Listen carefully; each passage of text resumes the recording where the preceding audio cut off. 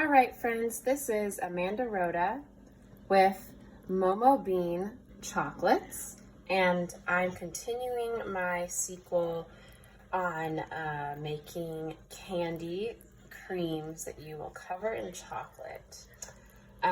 Everything is in the pot right now, and I have stirred all the ingredients until they have all melted, which is important.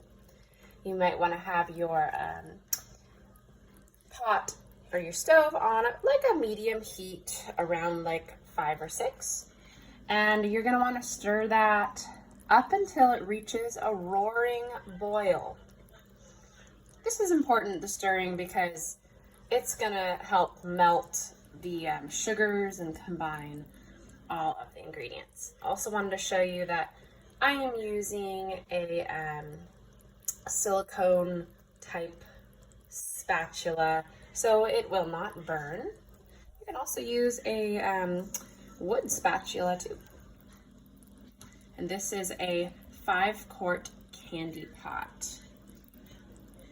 The other thing that's extremely important is you will need a candy thermometer. This is a Taylor one, comes with a clip. The clip is important, that will save your life. It will stay on the pot.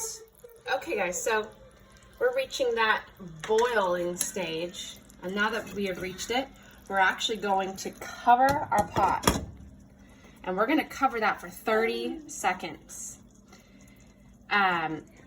This is important because it will help with melting all of those sugar crystals and keep our candy from having any sort of gritty texture. So it really just boils up real high.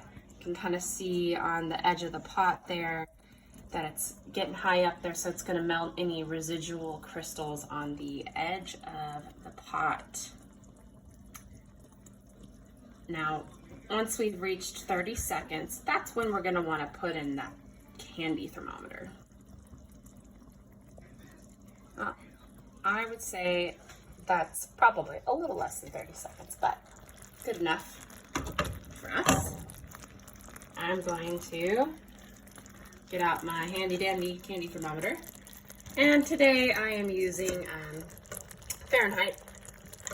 And right now this pot is at 180 degrees. Actually, now it's 200. It really reaches up really fast, but don't be worried or concerned.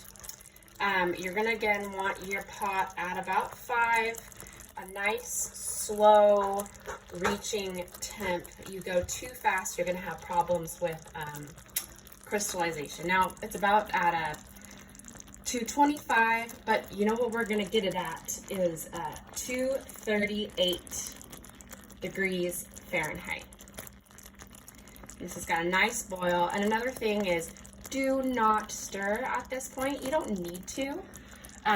You can, but it's really not necessary, and it could also cause sugar crystals to form and burning on the edges because you're incorporating more oxygen as you are stirring.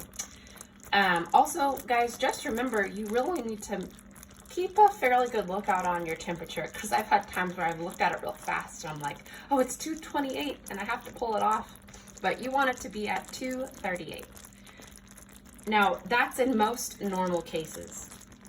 Today, I'm gonna actually bring that temperature up to 242 because I have experienced with this particular candy cream that sometimes it doesn't set up as thick as I want it to, and which makes rolling them into balls and covering them in chocolate a little tricky. So let's see what bringing this up to 242 degrees looks like. Anyways, guys, this is my second video on how to make candy cream centers that you will then cover in chocolate for any season, but in particular for your candy season to really have a showstopper at Christmas or even at Thanksgiving. Anyway, guys, please stay tuned for a third video on how to pour your candy cream onto a cold slab.